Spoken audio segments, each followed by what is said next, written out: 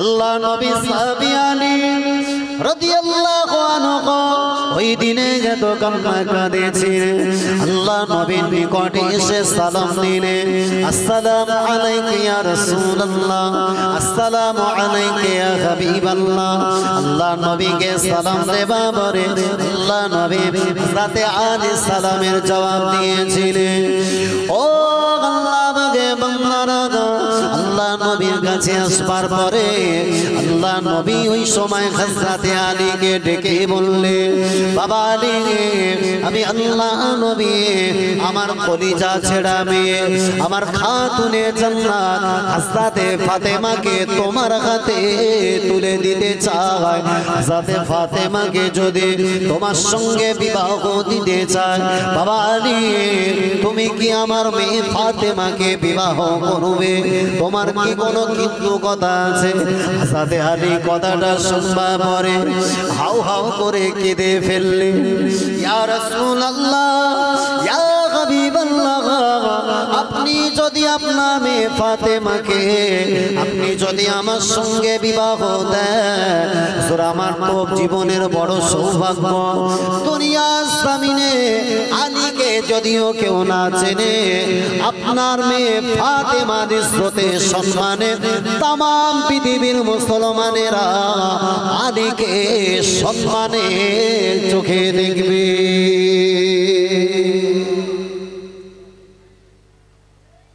আল্লাহ নবী সাহাবীরা বিশ্ব নবীকে বলেছিলেন, ইয়া রাসূলুল্লাহ, আলীকে তো আপনি জামাই হিসাবে পছন্দ করলেন, তা যে আলীর হাতে আপনি তুলে দেবেন, আলী তো সহায় সম্পদহীন, তেমন টাকা পয়সা অর্থের মালিক তো হযরত আলী।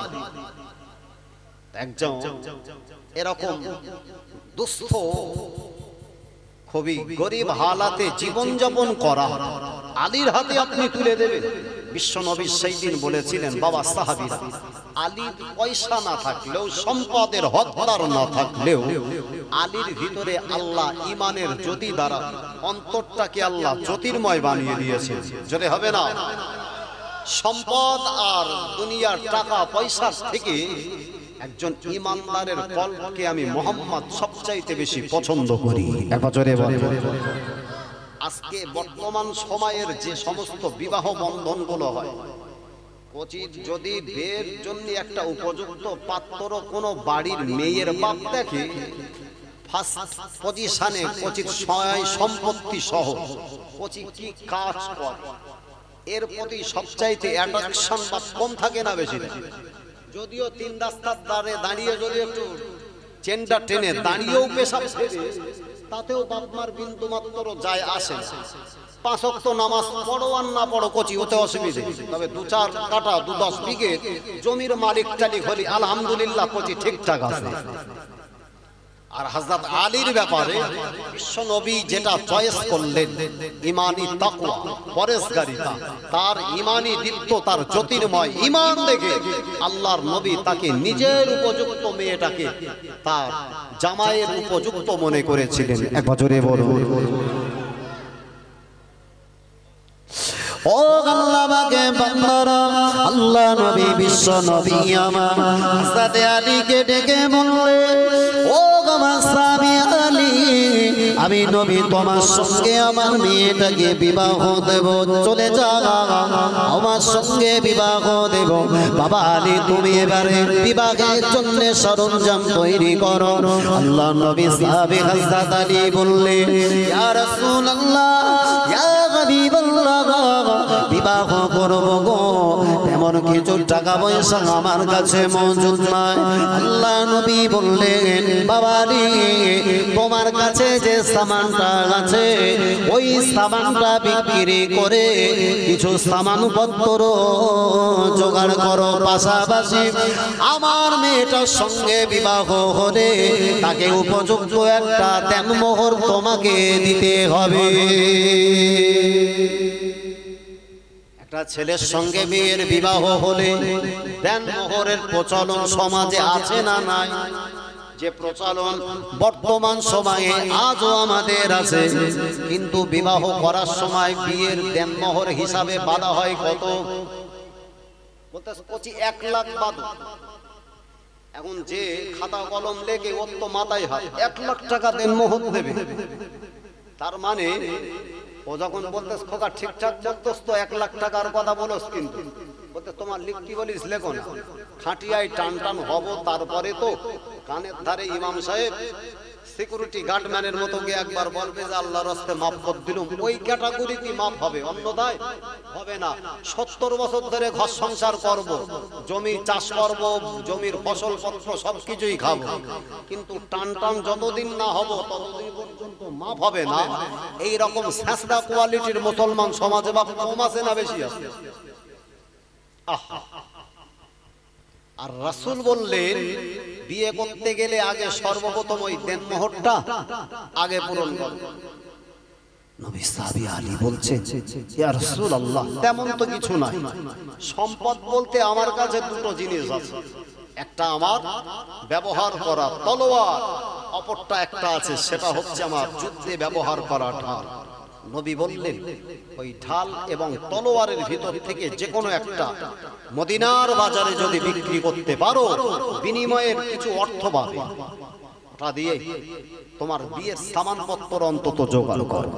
হযরত আলী ঢালটাকে সঙ্গে নিয়ে, যেহেতু যুদ্ধের জন্য ঢাল না থাকলেও তলোয়ার ওটা কাজে লাগতে পারে, ঢাল ছাড়া অন্য কিছু দিয়েও যুদ্ধ পরিচালনা করা যেতে পারে, যার সম্পর্কে দেখা গেছে বিশ্বনবী সাহাবী হযরত আলী রাদিয়াল্লাহু আনহু যুদ্ধে তিনি একদিন যুদ্ধে জয়লাভ করার ক্ষেত্রে কামুস নামীয় একটা দুর্গের বিশাল বড় একটা অট্টালিকার কপাট দরজা এরকম টেনে যুদ্ধ তিনি ঢাল হিসাবে ওই কামুস দুর্গের দরজাটাকেই ঢাল হিসাবে তিনি কাজে লাগিয়ে যুদ্ধ পরিচালনা করেছিলেন। ইনি ছিলেন হযরত আলী। এক বছরে হবে না, তাই নিজের ঢালটাকে নিয়ে মদিনার বাজারে চলে গেছেন।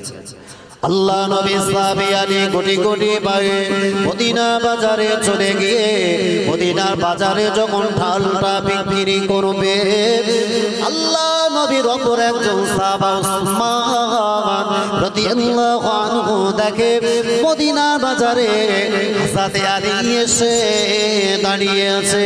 আল্লাহ নবীর জামাতা হযরত উসমান রাদিয়াল্লাহু আনহু হযরত আলীর কাছে চলে গেল। আলীকে ডেকে বললেন, ভাই আলী, মদিনার বাজারে কেন এসেছেন? ওই সময় হযরত আলী বললেন, ও আমার নবীর জামাতা হযরত উসমান, আল্লাহ নবী নিজের মেয়ে ফাতেমাকে আমার সঙ্গে তিনি বিবাহ দেবেন বলে আল্লাহ নবী তিনি রাজি হয়েছে। তবে আমার কাছে টাকা পয়সা না থাকবার কারণে আমার ব্যবহার করা ঢালটা মদিনার বাজারে বিক্রি করে দিয়ে কিছু অর্থ আমি জোগাড় করতে এসেছি। আল্লাহ নবী সাহাবী উসমান রাদিয়াল্লাহু আনহু বললেন, ভাই আলী, ঢালটাকে অন্য কোথাও বিক্রি করো না, ওটা আমার কাছে বিক্রি করে দাও, উপযুক্ত তোমাকে টাকা দেব। আল্লাহ নবী সাহাবী আলী রাদিয়াল্লাহু আনহু উপযুক্ত একটা টাকার বিনিময়ে হযরত উসমানের হাতে তুলে দিলে ওই টাকাটা নিয়ে মদিনার বাজার থেকে হযরত আলী বেরিয়ে আসবে।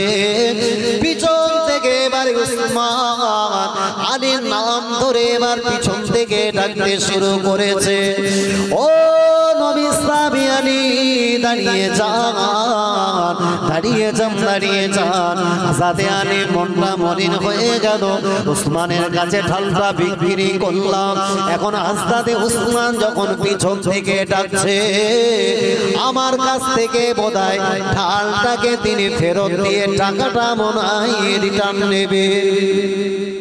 এরকম সন্দেহ কোন জিনিস বিক্রি করার পরে অন্তরে সন্দেহ বাবা হয় কি হয় না?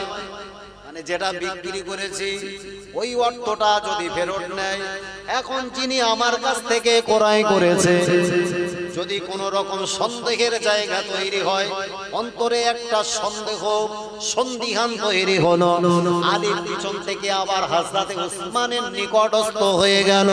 ওই সময় হযরতে আলী বললেন, ও ভাই উসমান, কি খবর গো ভাই? হযরতে উসমান বললেন, ও নবীর জামাতা আলী, তোমার চিন্তা করতে হবে না, কাপড়ে যেতে হবে না, আমি তোমার কাছ থেকে ঢালটাকে রিটার্ন দেব না। তবে শুনে রাখো, আল্লাহ নবী বিশ্ব নবীর যদি মেয়ে ফাতেমার সঙ্গে তোমার বিবাহ হয়ে যায়, আমার সঙ্গে তোমার একটা সম্পর্ক তৈরি হবে, আমার সঙ্গে তোমার আত্মীয়তার সম্পর্ক হয়ে যাবে। তাই আত্মীয়তার সূত্রে যদি তুমি আমার ভাইরা ভাই হয়ে যাও, তাহলে তো তোমাকে একটা কিছু আমাকে উপহার দিতে হয়। তাই আমি উসমান টাকাটাকে রিটার্ন না নিয়ে ঢালটাকে তোমার জন্য বিবাহের জন্য উপহার দিলাম। জোরে বলে, চিল্লে হবে না। নারে তাকবীর। টাকাও হলো, ঢালটাও হলো। হযরত আলী চেহারার দিকে তাকিয়ে, ভাই উসমান, আপনি ফেরত দিলেন? ভাই আপনাকে উপহার দিলাম। কেন? বলে, ঢাল ছাড়া জিহাদের ময়দানে যুদ্ধ করতে গিয়ে তোমার দেহ ক্ষত বিক্ষত হতে পারে। আমার নিজের আত্মীয়তার বন্ধনে আবদ্ধ হওয়া মানুষের দেহ থেকে এক ফোঁটা রক্ত ঝরবে, আমি হযরত উসমান কখনো চাই না। তাই যুদ্ধক্ষেত্রে এই ঢালটা তোমার প্রয়োজন হতে পারে, তাই উপহার স্বরূপ এটা তোমাকে রিটার্নই দিয়ে দিলাম। একবার জোরে বলে, চিল্লে বলে, নারে তাকবীর। দরুদ শরীফ আল্লাহুম্মা সাল্লি আলা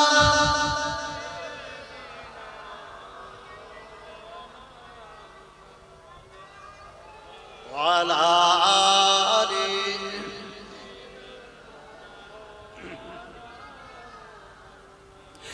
फलक पर तो जैसा है, नबी का नाम ऐसा है, दिलों से गम मिटाता है, नबी का नाम ऐसा है। जोरे बोलो सुभान अल्लाह, आरो जवान छेड़े हबे सुभान अल्लाह। फलक पर चाँद जैसा है, नबी का नाम ऐसा है, दिलों से गम मिटाता है, नबी का नाम ऐसा है। ए दिल जब गम का मारा हो, मोहम्मद याद आते हैं।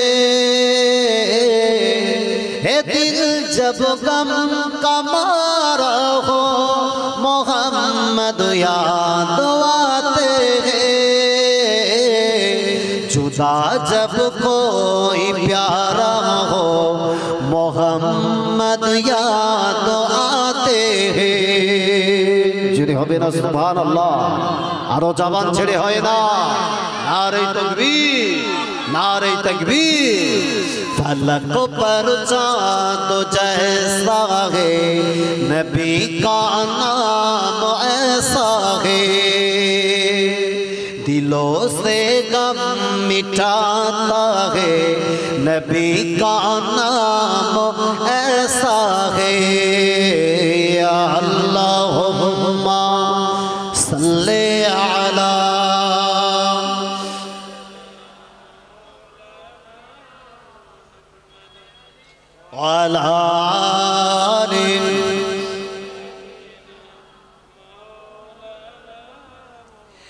के उनकी याद की शबनम है मरहम मेरे जख्मों का, कि उनकी याद की शबनम है मरहम मेरे जख्मों का,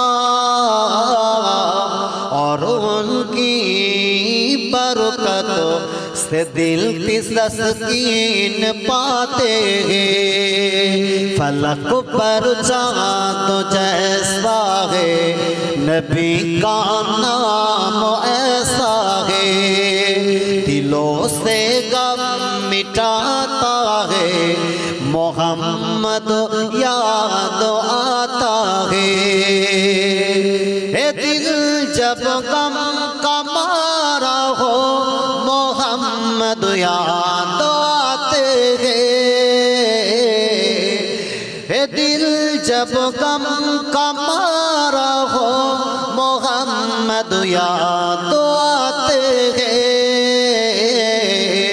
जुदा जब कोई प्यारा हो मोहम्मद याद आते हैं फलक पर चाँद जैसा है मोहम्मद याद आते हैं अल्लाहुम्मा सल्ले अला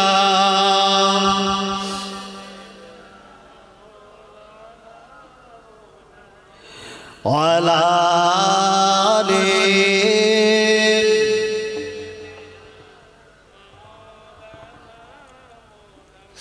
ও আল্লাহ ভাগে বান্দারা আমি আলোচনা করছিলাম আরে আল্লাহ নবী নিজের কলিজা ছেড়া মেয়ে সাথে খাতুনে জান্নাত সাথে ফাতেমার সঙ্গে আল্লাহ নবী সাথে আলীর সঙ্গে যখন বিবাহ দিয়ে দিলেন আল্লাহ নবী বিশ্ব নবী তাদেরকে দাম্পত্য জীবন যখন শুরু করালেন ওই হাসান হুসাইন রাদিয়াল্লাহু আনহুমা নিজেরা দুজন কলিজা ছেড়া আল্লাহ নবীর দুই নাতি দয় আল্লাহ নবী তার হায়াত জিন্দেগিতে আল্লাহ নবী বিশ্ব নবী আমার সাথে হাসান হুসাইন রাদিয়াল্লাহু আনহুমা দেহ মোবারক থেকে আল্লাহ নবী তাদের শুকরান নিতে আল্লাহ নবী সাহাবীরা আল্লাহ নবীকে একদিন জিজ্ঞাসা করলেন ইয়া রাসূলুল্লাহ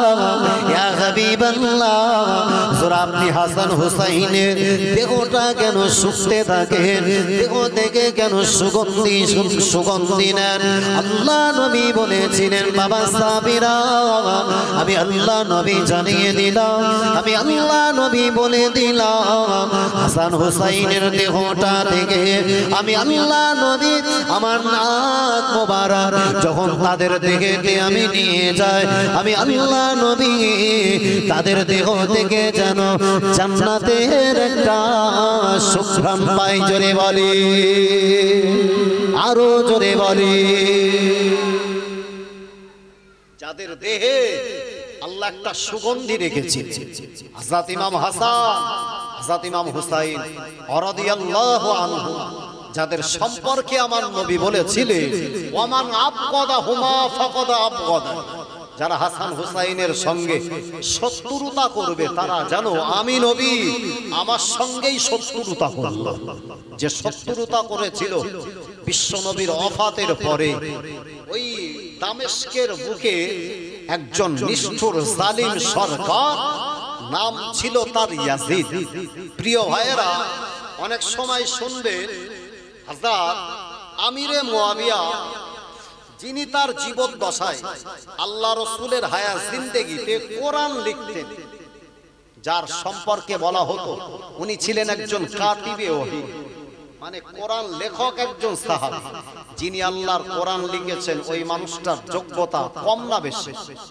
অনেক গুণে বেশি আমার নবী একজন সুযোগ্য সাহাবা নাম ছিল হযরত আমিরে মুয়াবিয়া এই আমিরে মুয়াবিয়া এখন প্রশ্ন তো আসতে পারে ইতিপূর্বে তো সিরিয়াল ওয়াইজ যেটা হয়েছিল সেটা হচ্ছে গণতান্ত্রিক পদ্ধতি মানুষ একজন মানুষকে নির্বাচিত করে তাকে খলিফা পদে বসাতেন হযরত আমিরে মুয়াবিয়া কেন তার ছেলেকে ইয়াজিদকে তার জায়গাতে স্থলাভিষিক্ত করে গেলেন অথচ তিনি তো একজন সুযোগ্য সাহাবী একজন কাতিবে ওহী লেখক সাহাবী তিনি এই ভুলটা করলেন প্রশ্ন মুসলমানদের ভিতরে বাপ আছে না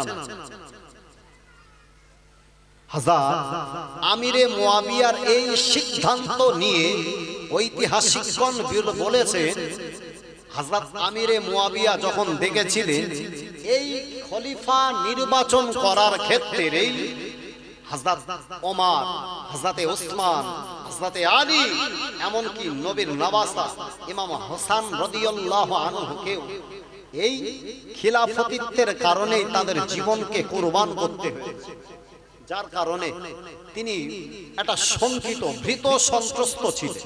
যদি আমার ওফাতের পরে আবার মুসলিম সাম্রাজ্যে যদি কোনো যুদ্ধ বিগ্রহ লাগে, এই খলিফা নির্বাচিত করার ক্ষেত্রে ইলেকশন আসলে যেমন যেভাবে অশান্তির দাবানল তামাম এই দুনিয়াব্যাপী চলে কি চলে, যখনই ভোট আসে তখনই বিভিন্ন জায়গাতে বা আরো বিশেষ করে তো আমরা লক্ষ্য করে দেখি নিজেদের ক্ষমতা আধিপত্যটাকে টিকিয়ে রাখার জন্য নিরীহ মানুষদের উপরে যারা জুলুম অত্যাচার করে নিজেদের ক্ষমতাকে টিকিয়ে রাখার জন্য কিছু কিছু এই মুসলিম কমিউনিটির কিছু বোকা মানুষকেই তারা কিন্তু লেটেল হিসাবে কাজে লাগায়।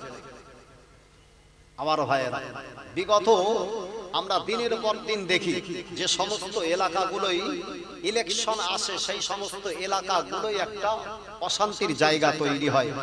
হযরত আমিরে মুয়াবিয়া সেটাই তিনি ভয় করে চিন্তা করেছিলেন, বরং এই যখন নির্বাচনের মুখোমুখি হবে আবার একটা অশান্তি তৈরি হবে। দ্বিতীয় নম্বর পারা, সূরার নাম হলো সূরাতুল বাকারা। আল্লাহ পাকের ওই কোরআনের 138 নম্বর আয়াত তেলাওয়াত করছিলেন।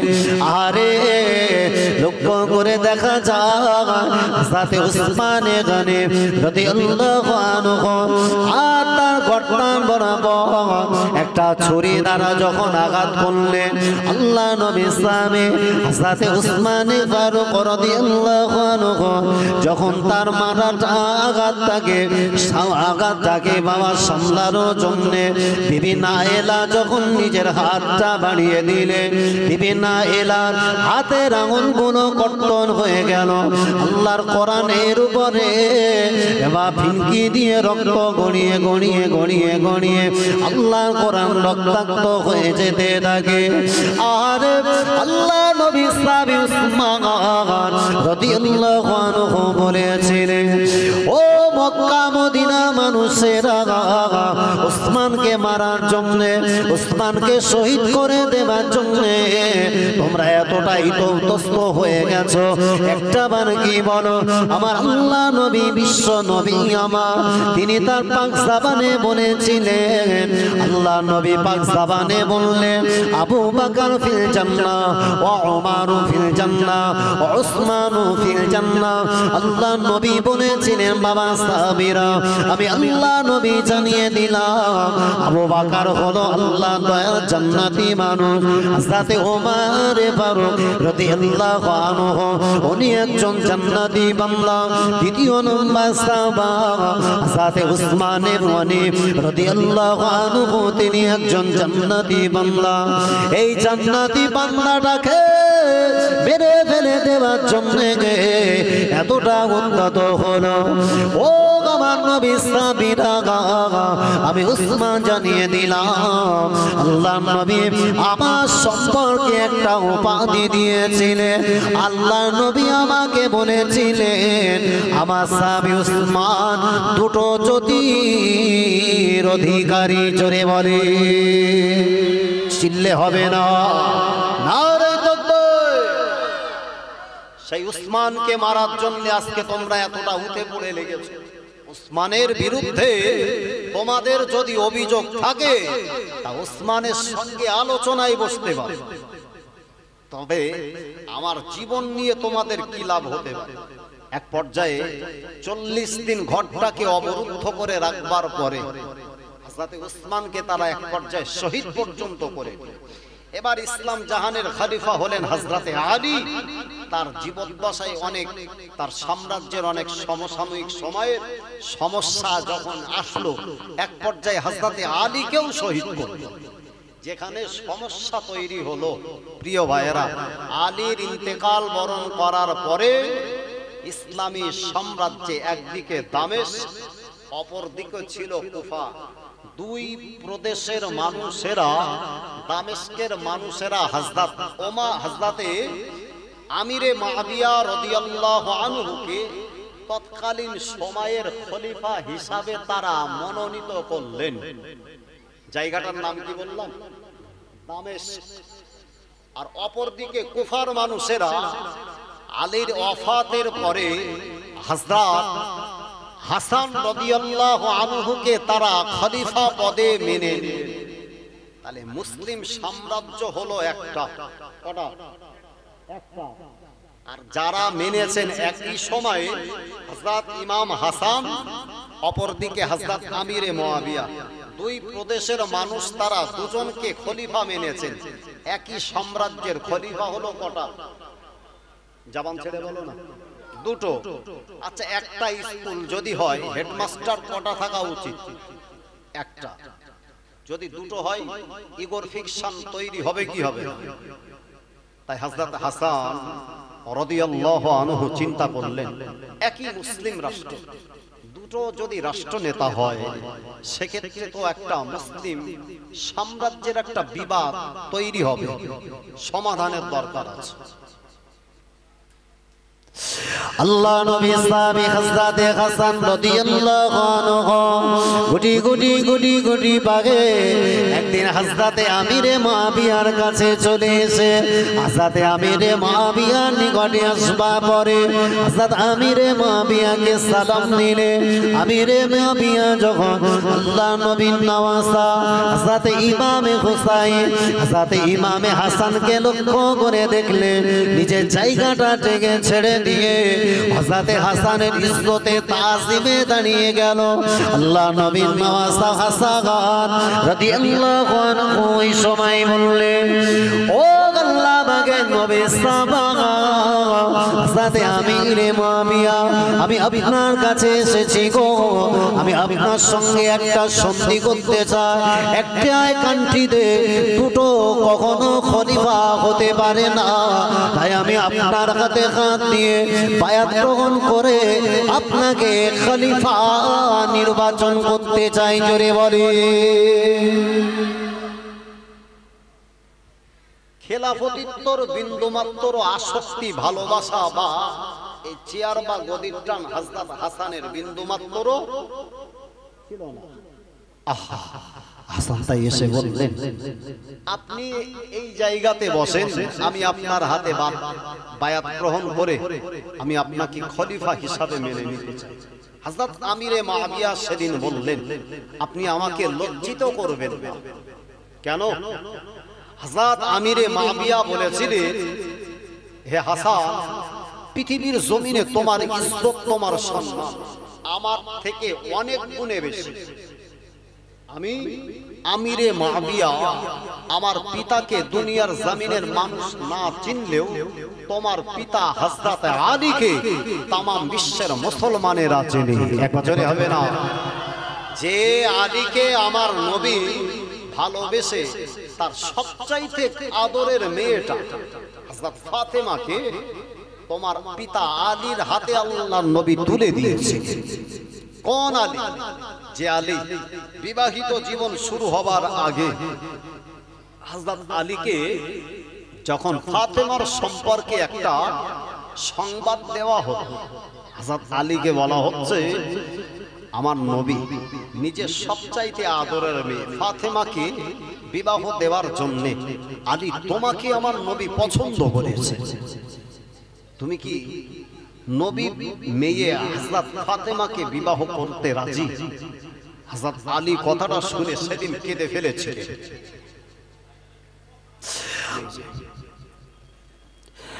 আল্লাহ নবী দিন দুনিয়া বাদশা হাবিবুল্লাহ জনাবে মুহাম্মদুর রাসূলুল্লাহ সাল্লাল্লাহু আলাইহি ওয়াসাল্লাম, আল্লাহ নবী বললেন, বাবা সাবিরা, ও বাবা সাবিরা শুনে রাখো, আমি আল্লাহ নবী জানিয়ে দিলাম, আমি আল্লাহ নবী বলে দিলাম, আমার আল্লাহ নবী পাক সাবানে ইরশাদ করেছেন, মান আহাব্বাহুমা ফাকাদ আহাব্বানি ওয়া মান আবগাদাহুমা ফাকাদ আবগাদানি। আহারে আল্লাহ নবী বললেন বাবা সাবিরা, আমি আল্লাহ নবী জানিয়ে দিলাম, আমার ইমাম হাসান হুসাইনকে যারা ভালোবাসলো ওরা যেন আমি নবী আমাকে ভালোবেসেছে। জোরে বলি, চিল্লে হবে না, নারে তাকবীর।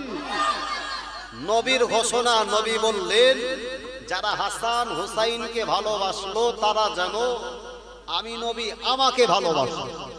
ঘোষণাকার বিশ্ব নবী। তাহলে রাসূল যদি বলে যে নবীর ভালোবাসা হাসান হুসাইনের ভালোবাসার নামান্তর নবীর ভালোবাসা, আচ্ছা নবী কি এখানে শুধু হাসানের কথা উল্লেখ করলেন না হুসাইনের সিঙ্গেল ভাবে না ডবলের কথা বলে? তাহলে যদি হুসাইনের ক্ষেত্রে রক্ত প্রবাহিত করা এটা বাধ্যতামূলক মনে করো, তাহলে হাসানের যেমন বিষপান করানো হয়েছে ওটাও তো একবার খেয়ে হাসানের প্রতি ভালোবাসা প্রকাশ করার দরকার ছিল কি ছিল?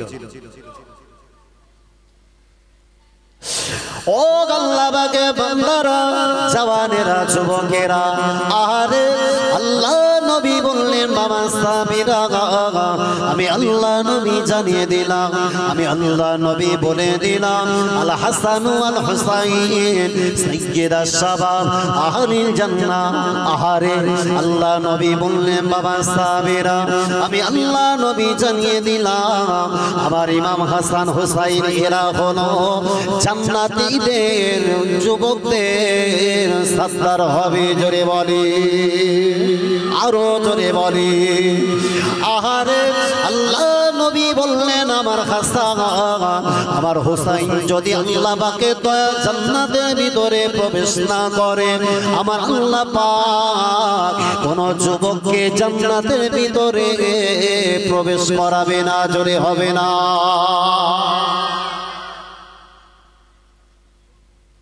হাসান হুসাইনের ভালোবাসা প্রকাশ করাতে গেলে তাহলে হাসান হুসাইনের নীতি আদর্শ মানার দরকার আছে। কোন ইমাম হাসান হুসাইন একটাবার অ্যানালিসিস করেন, হাসান হুসাইনের জীবন কেন গেল, ইসলামের ইতিহাসে কারবালা কেন সংগঠিত হলো, আর নিজের জীবন কেন উৎসর্গ করলেন। এটাই হলো কারবালা থেকে মুসলমানের শিক্ষা। হযরত ইমাম হুসাইন রাদিয়াল্লাহু তাআলা আনহু যিনি তার ব্যক্তি জীবন দশাতে নিজের জীবনটাকে উৎসর্গ কোরবান করে দিয়েছেন, তাজ্জব হয়ে যাবে বিশ্বের মুখে। হযরত ইমাম হুসাইন রাদিয়াল্লাহু আনহু পৃথিবীর জমিনে হক প্রতিষ্ঠা করার ক্ষেত্রে নিজের জীবনকে কোরবান করেছেন। পৃথিবীর জমিনে ইমাম হুসাইন হচ্ছে পৃথিবীর সমস্ত যুবকদের রোল মডেল। যে ইমাম হুসাইন সমস্ত যুবকদের জন্য একটা প্রতীক স্বরূপ সাহসিকতার চরম একটা শিক্ষা দিয়ে গেছে। হকের জন্য নিজের জীবন কোরবান করলেও অন্যায়ের সঙ্গে কখনো আপোষ করা মুসলমানের জন্য সমীচীন নয়। আমার ভাই একটু জবান ছেড়ে মহব্বতে দরুদ শরীফ আল্লাহুম্মা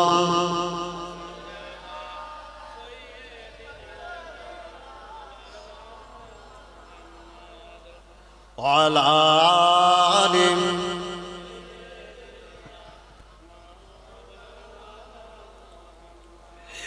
ইসলামের শান মা ফাতেমার জানের জান ইমাম হোসেন হাসান, ইমাম হোসেন হাসান। জোরে বলুন সুবহানাল্লাহ। আরেকবার উচ্চ আওয়াজে হবে সুবহানাল্লাহ। নারে তাকবীর, নারে তাকবীর। ইসলামের শান মা ফাতেমার জানের জান ইমাম হোসেন হাসান, ইমাম হোসেন হাসান। আল্লাহুম্মা সাল্লি আলা ওয়ালা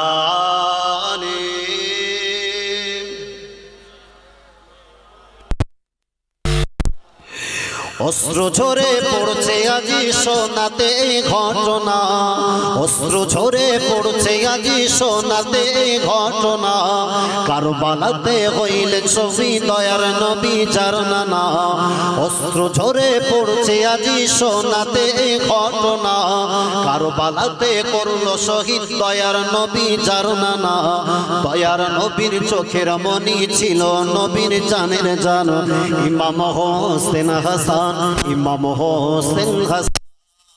ইসলামের সম্মান মা ফাতেমার জানের জান, ইমাম হোসেন হাসান, ইমাম হোসেন হাসান।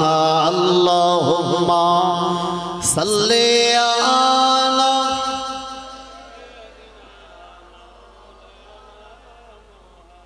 ওয়ালা আলি।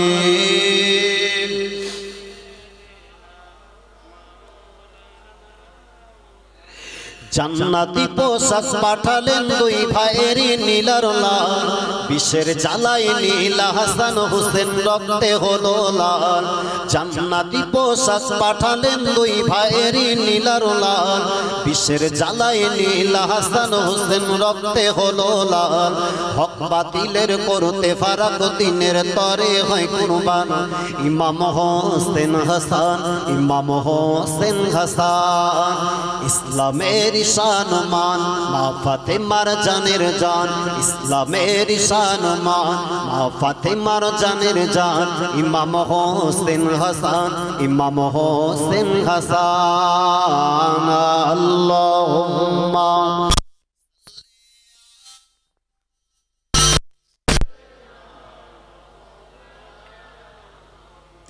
ওয়ালা আলি।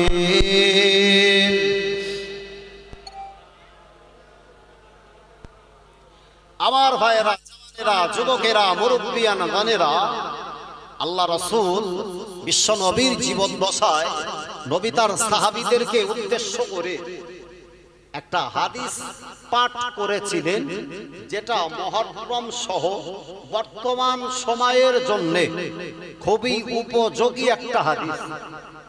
ইমাম হুসাইন সাহাবীদেরকে বললেন, আফদলুল জিহাদ, শ্রেষ্ঠ জিহাদ, সবচাইতে গুরুত্বপূর্ণ দিনের রাস্তাতে যুদ্ধ করা, শ্রেষ্ঠ জিহাদের পরিচয় সম্পর্কে রাসূল ঘোষণা দিয়েছে। ওই জিহাদটাই হলো সবচাইতে ভালো জিহাদ, যে জিহাদে একজন জালিম সরকারের বিরুদ্ধে দাঁড়িয়ে যিনি প্রতিবাদী আওয়াজ তুলতে পারেন, ওই আওয়াজটাই আল্লাহর কাছে সবচাইতে পছন্দনীয় জিহাদের দরজা পায়। এক বছরে হবে না? যার অথেন্টিক দৃষ্টান্ত ছিল হযরত ইমাম হুসাইনের সঙ্গে। আমার ভাইয়েরা, বিশ্বনবীর জীবদ্দশায় আল্লাহ রাসূল জীবনের অন্তিম মুহূর্তে যখন শয্যাশয়ী হালাতে ইসলাম জাহানের খলিফা হযরত আবু বকর সিদ্দিক আমার নবীর স্থলাভিষিক্ত হলে, ওই আবু বকরের পরে ইসলাম জাহানের খলিফা হয়েছিলেন হযরত ফারুক ওমর। ওমরের ইন্তেকালের পরে ইসলাম জাহানের খলিফা হলেন হযরত উসমান গনি। প্রিয় ভাইয়েরা, এই উসমান রাদিয়াল্লাহু আনহু যখন খেলাফতিত্বের আসনে বসা, উসমানের এগেনস্টে তৎকালীন সময়ের মানুষেরা উসমান সম্পর্কে বললেন, উসমান আত্মীয়তার, মানুষের ভালোবাসার, আত্মীয়তার বন্ধনে আবদ্ধ হওয়া মানুষদের তিনি ভালোবাসা দেখিয়ে উচ্চ পদস্থ জায়গাগুলোতে তার নিকটস্থ আপন মানুষদেরকে চাকরি দিয়েছেন। এটা ছিল উসমানের এগেনস্টে আনা একটা অভিযোগ, যার কারণে মিশর সিরিয়া এলাকা থেকে কিছু বিদ্রোহী এসে হযরত উসমান রাদিয়াল্লাহু আনহু এগেনস্টে তারা বিদ্রোহ শুরু করেছে। আল্লাহ নবী সাহাবে উসমান গনি রাদিয়াল্লাহু আনহু একটা টানা 40টা দিন ধরে আল্লাহ নবী সাহাবী উসমান ঘরের ভিতরে তিনি আবদ্ধ হালাতে, চতুর্দিকে ঘরটাকে বেষ্টন করে সমস্ত বিদ্রোহীরা তার ঘরটাকে ঘিরে ফেললো। আহারে হযরত উসমানের ঘরে খাবার খাদ্য করা কোনো এক পর্যায়ে ফুরিয়ে গেল, কিন্তু লক্ষ্য করে দেখা যায় আল্লাহ নবী সাহাবী উসমান 40টা দিন অতিবাহিত হবার পরে 1 তারিখে তার ঘরের উপর থেকে পাঁচিলটা ডিঙিয়ে যখন বিদ্রোহীরা ঘরের ভিতরে প্রবেশ করেছে, আল্লাহ নবী সাহাবী উসমান ওই ঘরের ভিতরে আল্লাহ পাকের কোরআনে কারীম পবিত্র